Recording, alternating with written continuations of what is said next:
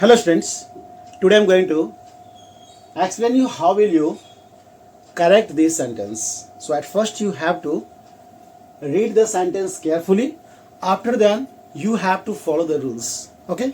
सबसे पहले आप जब भी सेंटेंस को पढ़ रहे हैं तो इस बात का विशेष ध्यान दें कि सेंटेंस में सब्जेक्ट और वर्ब क्या क्या कॉम्बिनेशन है. ओके, तो फर्स्ट सेंटेंस ध्यान से देखेंगे जैसा लिखा हुआ है सी सॉ आई लाफिंग. ओके, तो आप देख रहे होंगे आई के साथ लाफिंग है और ऐसा लग रहा है कि आई सब्जेक्ट है और लाफिंग जो है वर्ब है, लेकिन ऐसा नहीं. क्यों? क्योंकि आई के साथ कोई भी एक्सिलरी वर्ब का यूज यहां नहीं किया गया है या कोई हेल्पिंग वर्ब का यूज नहीं किया गया है. डायरेक्ट सब्जेक्ट के साथ यदि वर्ब अपने फोर्थ फॉर्म में दिखाई दे रहा दैट मीन्स वो पार्टिसिपल है. ठीक है, तो यहां पार्टिसिपल है. वैसे कंडीशन में आप इस बात का विशेष ध्यान देंगे कि आई जो है सब्जेक्ट यहां पर दिख रहा है सी का जो वर्ब दिख रहा है सा, और सा का जो ऑब्जेक्ट है आपको आई दिख रहा. तो आई जो है सब्जेक्ट ना होकर ऑब्जेक्ट के प्लेस पर है, जो कि किसको फॉलो कर रहा है? सा को. तो यहां आई नहीं होना चाहिए, क्या होना चाहिए? वहां पर मी होना चाहिए. तो ध्यान देंगे यहां पर आप यहां लिखेंगे सी श मी. ओके, तो आई का ऑब्जेक्टिव केस जो है वो मी है और यहां लिखेंगे लाफिंग, क्योंकि लाफिंग क्या यहां पर है? एक पार्टिसिपल के रूप में काम कर रहा है. क्लियर है? नेक्स्ट सेंटेंस ध्यान से देखेंगे the sun is brightly shining. Okay, जब आपको एक्सिलरी वर्ब जो है इज दिख रहा है, सन इज, ठीक है, तो सन इज इसका जो वर्ब दिख रहा है वो क्या है? शाइनिंग. ओके, और ये ब्राइटली जो है क्या है? इसका एडवर्ब है. तो एडवर्ब जो है वर्ब के बाद दिखाना चाहिए. तो वैसे कंडीशन में हम क्या लिखेंगे? The sun is shining brightly, और ये एडवर्ब ऑफ मैनर को दिखा रहा है. जैसे ही इज वॉकिंग स्लोली, तो सबसे पहले आप क्या लिखते हैं? पहले वर्ब को लिखते हैं और उसके बाद उस वर्ब को जो क्वालिफाई कर रहा है यानी कि आप एडवर्ब के रूप में यूज करते हैं. ओके, नेक्स्ट सेंटेंस ध्यान से देखेंगे. नेक्स्ट है scarcely had he arrived then he had to leave again. इस सेंटेंस को मैं चाहूंगा कि बहुत ध्यान से देखें.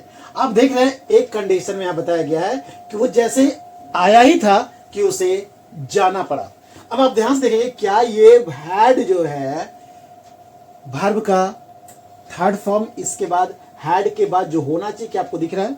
तो ऐसा नहीं है. यानी ये हैड जो है ही के साथ वर्ब के सेकेंड फॉर्म को शो कर रहा है, यानी ये सिंपल पास्ट को शो कर रहा है. सिंपल पास्ट को शो कर रहा है. क्लियर है? और यहां पर आपको दिख रहा है पास्ट परफेक्ट को शो कर रहा है. पास्ट परफेक्ट को शो कर रहा है. तो आपने पढ़ा है कि अगर हम लोग पास्ट परफेक्ट वाले सेंटेंस बनाते हैं तो सबसे पहले हम लोग पास्ट परफेक्ट, जो घटना पहले हुई उसके लिए पास्ट परफेक्ट, और जो घटना बाद में हुई उसके लिए हम लोग सिंपल पास्ट का यूज करते हैं. तो ये जो हैड दिख रहा है वो हैव का सेकेंड फॉर्म है ना? हैव का सेकेंड फॉर्म हैड है. तो याद रखेंगे जब भी आप इस तरह के सेंटेंस बना रहे हैं कि स्कार्सली हैड ही अराइव्ड, तो वैसे कंडीशन में एक घटना हुई उसके बाद दूसरी घटना हुई. ठीक है, तो आप देन यूज ना करके यहां पर व्हेन यूज करेंगे. ठीक है, यानी लिखेंगे आप स्कार्सली हैड ही अराइव्ड, ठीक है, when he had to leave again. Clear है? तो आप ध्यान देंगे जब भी स्कार्सली होगा तो उसके बाद आप देन यूज नहीं करेंगे, बल्कि उसके साथ आप व्हेन यूज करेंगे. ये घटना पहले हुई तब जाकर ये घटना सेकेंड वाली घटना हुई. तो स्कार्सली के साथ क्या यूज करना आपको है? व्हेन. एक पहले हुआ उसके बाद दूसरी घटना हुई. नेक्स्ट ध्यान देंगे आप, नेक्स्ट सेंटेंस जो आपको दिख रहा है उसमें नो सुनर, ठीक है, no sooner had he reached the station but the train left. तो यहां पर ध्यान देंगे ऐसे कंडीशन जैसा आपने देखा स्कार्सली के साथ आपने व्हेन यूज किया, तो नो सुनर जो दिख रहा है आपको उसके साथ हम लोगों को यहां पर बट नहीं यूज करना चाहिए. क्या यूज करना चाहिए? देन यूज करना चाहिए. क्यों? ध्यान से देखिए अगर सूनर लिखा हुआ है तो ऐसा लग रहा है जैसे कंपैरेटिव डिग्री को शो कर रहा है, ठीक है। तो no sooner had he reached the station then the train left. तो आप लिखेंगे no sooner had he reached the station then the train left.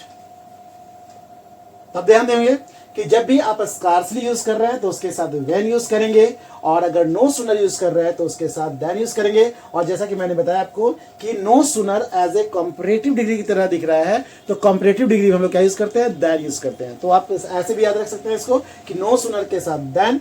और जैसा कि आपने देखा कि पहली घटना जो हुई उसके बाद ये घटना हुई है, तो दो घटना में पहले घटना के लिए हम लोग क्या यूज कर रहे हैं, पास्ट परफेक्ट। जैसा कि आपको यहां भी दिख रहा होगा कि पहला घटना के लिए पास्ट परफेक्ट और दूसरी घटना के लिए हम लोग सिंपल पास्ट का यूज करते हैं, जैसा कि पास्ट परफेक्ट टेंस में आपने पढ़ा है।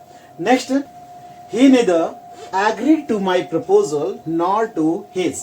ध्यान देंगे जब भी और नेदर नॉर अगर आपको दिखाई दे रहा, वैसे कंडीशन में हम लोग इसको को रिलेटिव कंजक्शन के रूप में इसे जानते हैं। और जब भी आप इस तरह के वर्ड नेदर के साथ यदि आप नॉर वाले वर्ड को जोड़ रहे हैं, जैसा कि मैंने पिछले वीडियोस में भी बताए हैं इस तरह के यूज को, जिसमें आप लोगों को मैंने बताया था किस कंडीशन में कैसे यूज करना है।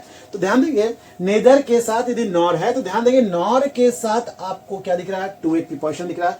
तो क्या यहां पर भी आपको एक प्रीपोजिशन दिख रहा है, जो कि नहीं दिख रहा। तो मैंने कहा था कि सेम टाइप के वर्ड, ठीक है, चाहे वो आपका वर्ब हो या फिर आपका दैट मीन्स के प्रीपोजिशन हो, जो भी आप इस वर्ड के साथ नेदर के साथ यूज कर रहे हो वही नॉर के साथ होना चाहिए।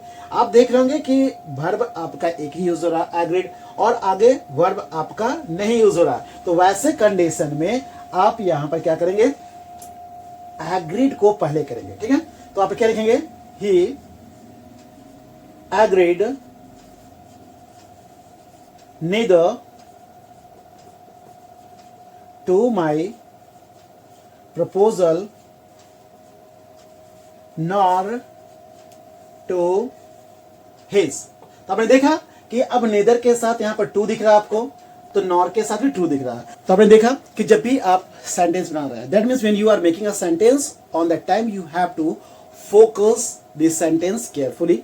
At first you have to find out that the verb is agreeing with the subject or not. Okay? सबसे पहले आपको ध्यान देना है कि आपका जो वर्ब है सब्जेक्ट के साथ एग्री कर रहा है नहीं कर रहा, क्योंकि सब्जेक्ट वर्ब एग्रीमेंट के रूल्स मैंने आपको बताए हैं। अगर आपको कंफ्यूजन है तो मैं डिस्क्रिप्शन बॉक्स में आपको लिंक दे दिया जाएगा, वहां से आप देख सकते हैं सब्जेक्ट वर्ब एग्रीमेंट के रूल्स। और जहां कंफ्यूजन हो आप कमेंट बॉक्स में अपनी प्रॉब्लम अवश्य कर सकते हैं। Okay students, thank you.